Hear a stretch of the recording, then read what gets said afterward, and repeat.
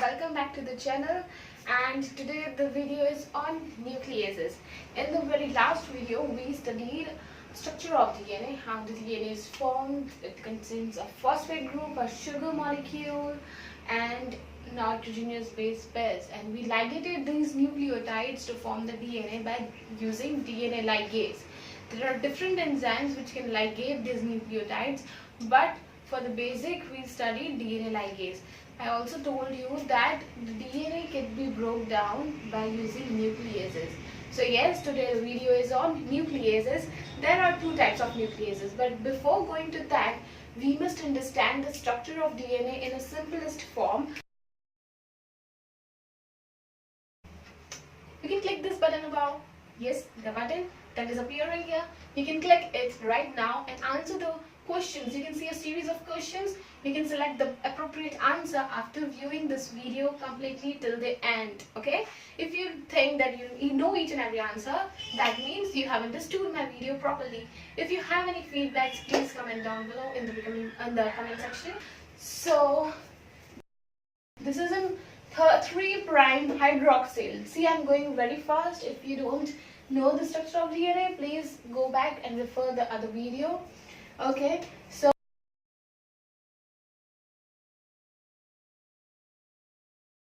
okay, 3 hydroxyl group. This is 3' hydroxyl, and here it would be CH2 and a free phosphate group. Okay, a free phosphate group. I have to draw it here too. A negative charge, a negative charge. So this end is 5' phosphate end, this time is 3' hydroxyl end, and the other opposite direction would be 3' hydroxyl, 3' hydroxyl, then 4/5 carbon, it is phosphate here.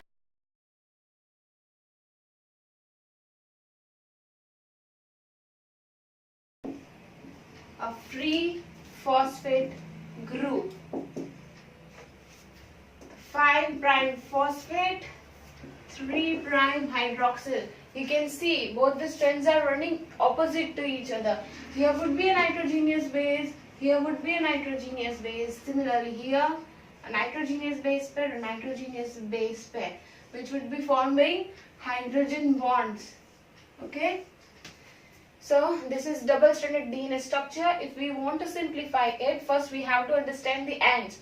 This DNA is running from 5' to 3', and this DNA structure is running from, in the opposite direction, 5' phosphate, 3' hydroxyl. Okay, so we can draw it so easily by just drawing two lines, and we can say a nitrogenous base N. Okay, so this would be the basic structure that we are going to study. Okay, so where was I? On the nucleases. So there are two types of nucleases, endonuclease and exonuclease. Endonuclease cuts it. Do you think that the word endo would mean something? Yes, it cut the DNA from middle. These are two strands of DNA. Okay, suppose this is the 5' and this is the 3'. So this would be 5' and 3'. They always run opposite to each other. So endonuclease and exonuclease both cuts the phosphodiester bond. Okay, both enzymes cut this covalent bond. But what is the difference between this endo and exonuclease? So difference come here. Endonuclease can cut in between the DNA. Okay, this cuts between, or you can say middle. It can cut in between or in middle, and it cuts both the strands of DNA. It can cut both strands of DNA.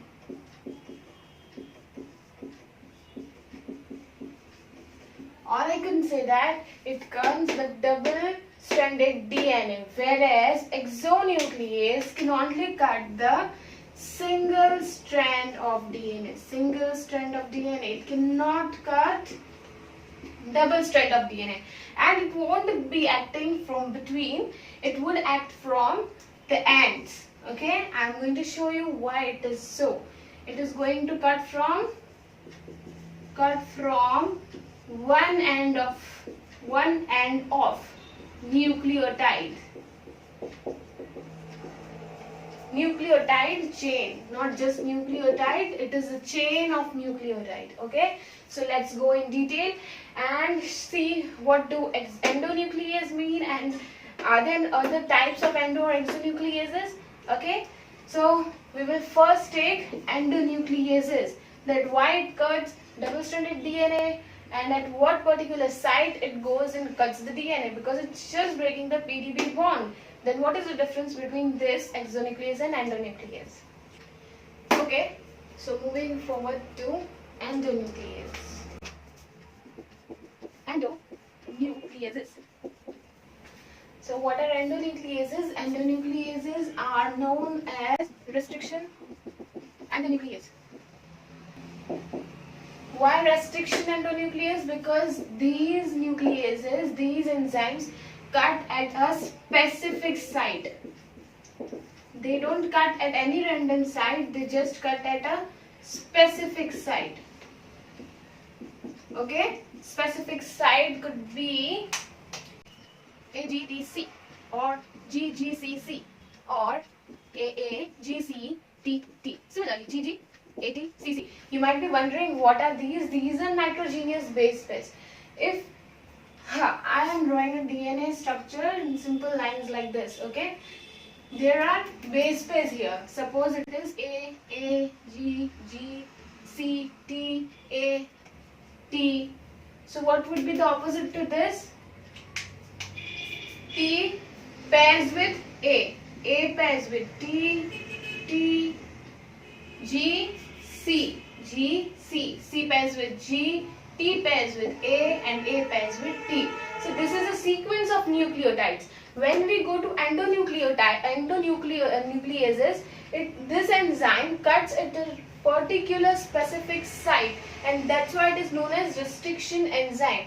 And these sites are known as restriction sites. They could be named as HIND3, okay, or I am just writing the famous one, the ecoarvin. This is first restriction site, this is second, there could be many like this, okay, and these are the 4 examples of restriction sites. When a DNA contains this specific site, the endonuclease will cut at this specific site, but this endonuclease would also be a specific restriction endonuclease for this site. These restriction endonucleases are not randomly cutting all the 4 sites, okay? Restriction endonuclease for this one would be different, for this would be different, for this it would be different. There would be different restriction endonuclease for each and every site. So let's see an example, how does it cut, okay? I'm just showing you here, A, G, T, C, DNA continues, and what would be opposite to A? It would be T. What would be opposite to C?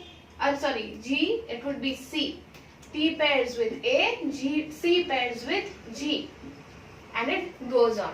So the restriction endonuclease of this particular site cuts here the phosphodiester bond between G and T. These 2 nucleotides, the phosphodiester bond between these 2 nucleotides will be broke, and similarly here it would break between C and A. So what kind of ends of DNA we will get would be AG, TC and TC, AG. Suppose this was the 5' end and this was the 3' end. So opposite it would be 3', 5', and 5' it would be 3' here. So a 5' phosphodiester bond has broke. If it's here, if this is 5', the another end would be 3 prime OH. Okay, it is always 3 prime OH, and the opposite side would be 5 prime phosphate. Okay, the 5 prime phosphate. Similarly here, it is 3 prime OH, then this would have a 5 prime phosphate group, and this will have a 3 prime OH group. Okay, opposite to it, here would be a 5 prime, here would be a 3 prime group. So an endonuclease cuts double strand of DNA at a specific restriction site, and each restriction site has an specific restriction endonuclease for it. So it cuts from that specific restriction site, and hence it is known as restriction and. So this one was the blunt end. Let's see another example of the GGCC. Okay, I'm just going to draw it here.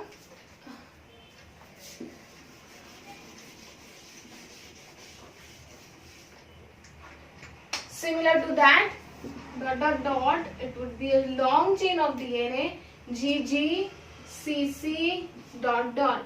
With G pairs CC, with C it pairs G. This would be the 5 prime end, this would be the 3 prime end, this would be the 3 prime end, and this would be the 5 prime end. So again, the restriction endonuclease will cut between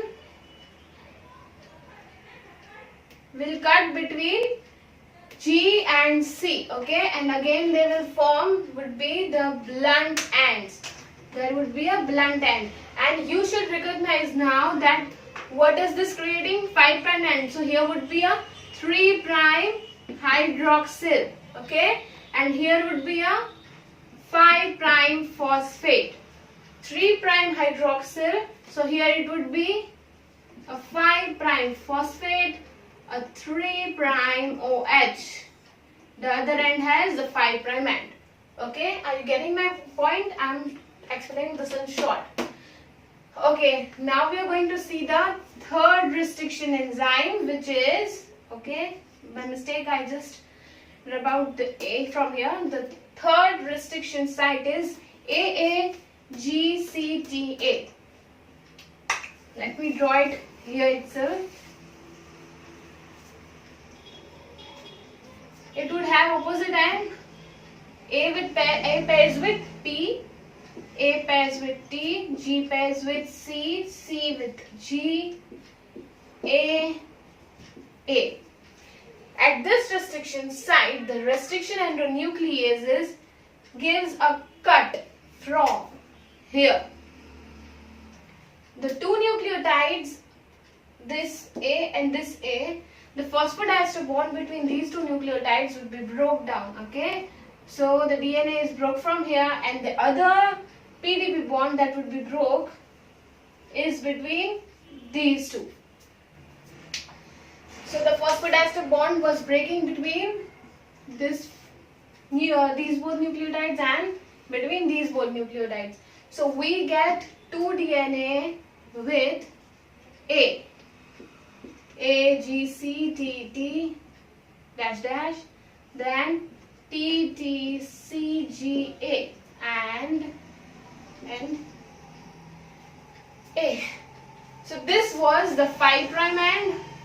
Okay, these were having hydrogen bonds in between, but now these don't have hydrogen bond in between. We have broke the phosphodiester bond, and we know that the hydrogen bond formed between the nitrogenous base pair is not permanent. Okay, it can form at any time, it can break at any time. So right now the bonds have broke. 5 prime phosphate, 3 prime OH. Here it was 3 prime OH, and that's why this end has a 5 prime phosphate. Similarly, this is have a 3 prime OH. What it leaves behind would be 5 prime phosphate. It has a 5 prime phosphate. What it would have left behind would be a 3 prime OH. 3 prime OH, 5 prime phosphate. 5 prime phosphate, 3 prime OH. Hope you are getting my intention of 5 prime and 3 prime. They are very necessary. When a phosphodiester bond is broke, it leaves behind 5 prime phosphate and 3 prime OH group. So when the phosphodiester bond was broke here, it left behind a 3 prime hydroxyl group and a 5 prime phosphate group. Okay, and cut the DNA in the 2 strands of DNA into single strands of DNA. Now this is not the blunt end. Then what kind of end it is? Okay, we can call it a sticky end. A sticky end. It just wants to stick to someone. Okay, these are willing to stick to someone. These are also willing to stick to someone. So these are sticky end. At any point they can again stick to each other. Okay, and those were the blunt ends. Which were the blunt ends? The example was GGCC and AAGG. Okay, so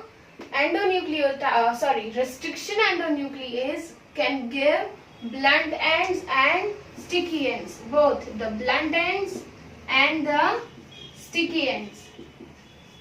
Okay, and restriction endonucleosides cut at a particular restriction site and not to any other sites. Now moving forward to the exonuclease. Okay, so moving forward to exonucleases. There are 2 types of exonuclease. The first one is 5 prime to 3 prime exonuclease, and the other one is 3 prime to 5 prime exonuclease. As I mentioned earlier, exonuclease, that it just works on the single strand of DNA. Doesn't work on double strand DNA, and it works from the end of polynucleotide chain. Okay, if there is a polynucleotide chain from 5 prime to 3 prime, it would work from one end to another end. It won't directly go and jump in middle. This is not the activity of exonuclease. That was the activity of endonuclease. So the other characteristic of exonuclease is that it will work from one polynucleotide end. As I said, there are 2 types. So let's first understand the first, that is 5 prime to 3 prime exonuclease. Okay, so for that I am just drawing a DNA structure.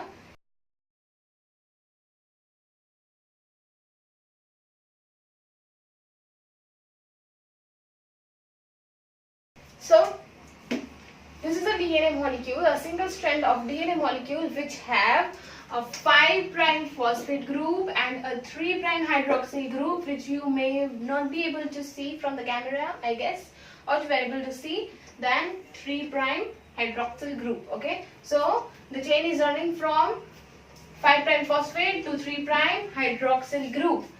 We just have 3 nucleotides with us, so the 5 prime to 3 prime exonuclease activity, the 5 prime to 3 prime exonuclease recognizes the 5 prime phosphate group. Okay, it recognizes the 5 prime phosphate group and attaches to it the structure. This is an exonuclease. It recognizes the 5 prime and the 5 prime phosphate. It will recognize, in a simplest way, if I am saying this, it will recognize this 5 prime end. Let me draw another simple structure. Okay, so where we are, 5 prime phosphate. The exonuclease has attached to the 5 prime phosphate, as you can see here. Okay, come here again. So this exonucleotide recognizes the 5 prime phosphate and breaks the phosphodiester bond of another nucleotide. It attaches to the first nucleotide and breaks the phosphodiester bond of another nucleotide. Okay, so this phosphate group will get free. In simplest diagram I am showing you here. The second step would be this phosphodiester bond has broke. Okay, and the PG is now not in this polynucleotide chain. Again, PC, PT, PA, PT, PG, PT, PC. The P are the phosphate and the GTAT are the nitrogenous base pair. So the exonuclease has just broke the phosphodiester bond. Again, the exonuclease will attach to the 5 prime phosphate. The 5 prime phosphate. That means it would attach to the phosphate group that is now free of the another nucleotide that is now free. If I draw it here, okay, this bond has broke and the phosphate group is now free, and so the exonuclease is attached to this phosphate, to this 5 prime phosphate, and now it again tends to break the bond between the other two nucleotides, and again it breaks the phosphodiester bond from here, and this phosphate group is now free. So it has broke the bond between these two nucleotides, and with this PG, again a PC is also free. Where this DNA is, it is in the nucleus, so the free form of these nucleotides would be in the nucleus. And again the chain comes PT, PA, PT, PG, PT, PG. Again the exonuclease will recognize the phosphate group, the 5 prime phosphate. Why it is recognizing the 5 prime phosphate? Because it has the activity of 5 prime to 3 prime. From 5 prime, okay, from 5 prime towards 3 prime. So it is recognizing the 5 prime phosphate group, and it is breaking the bond of the nucleotide next to it.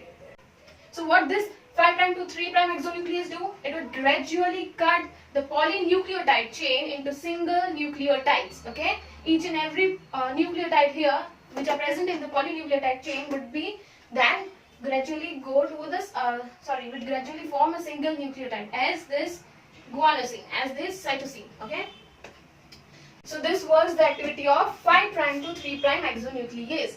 Similarly, 3 prime to 5 prime exonuclease has an opposite activity. It will recognize the 3 prime, okay, the 3 prime hydroxyl, and it will attach to the 3 prime hydroxyl and will try to will break the bond of the nucleotide above it.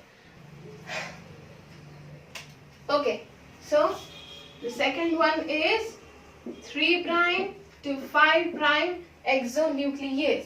Again, I am going to draw a nucleotide chain.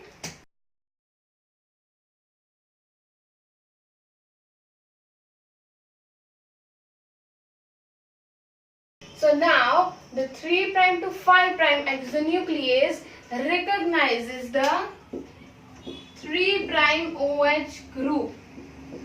Okay, this exonuclease recognizes the 3 prime hydroxyl group which is here. So the exonuclease comes here and recognizes the 3 prime OH. It recognizes the 3 prime OH and tends to cut the phosphodiester bond between the two nucleotides. Okay, it has broke the phosphodiester bond. As this phosphodiester bond breaks, what it yields, as I told you when I was explaining endonuclease, when a phosphodiester bond is broke, it yields a 5 prime phosphate and a 3 prime hydroxyl group. Okay, the simplest diagram of ours was PG, PT, PC, PA, PT, PG. So this was the 5 prime end, this was the 3 prime hydroxyl end. Okay, so what the 3 prime to 5 prime exonuclease will recognize? The 3 prime OH group. It recognizes the 3 prime OH group and breaks the phosphodiester bond between these two nucleotides and again forces it to yield a 3 prime OH. This is a 5 prime phosphate, this is a 3 prime OH. Again the exonuclease will attach to this 3 prime hydroxyl group, this 3 prime hydroxyl group, and will tend to cut the phosphodiester bond between these two nucleotides, and again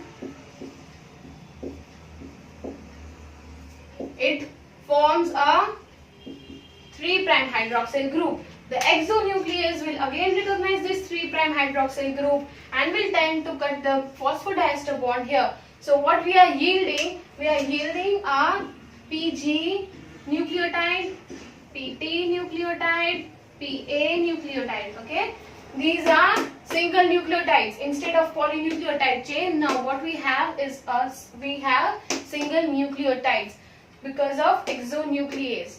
So hope this is now clear to you. There were two types of exonucleases, 3' to 5' exonuclease and 5' to 3' exonuclease. Okay, exonuclease only works on single strand of DNA, and the other thing is exonuclease starts cutting the DNA from one end of polynucleotide chain of DNA. Okay, it does not cut from between in between the DNA. It starts cutting the DNA from the ends, polynucleotide end. Okay, so these were the endonucleases and exonucleases. Hope you have understand now the concept of nucleases. Endonucleases are also known as restriction endonucleases. Now I can also give you one use of restriction endonuclease. This is a bacteria. It has its own DNA, but a foreign DNA means an unknown DNA is entering a bacterial body. So what the bacterial body will do, it will form a protein. This protein is nothing else but a restriction endonuclease. Okay, this would be a restriction endonuclease which will cut this foreign DNA at specific sites so that this foreign DNA cannot damage the bacteria. Okay, this cannot damage the bacteria. So this is a probable use of restriction endonuclease. That was all for nucleases. Hope you have liked the video and don't forget to comment below your feedback. Meet you later. See ya.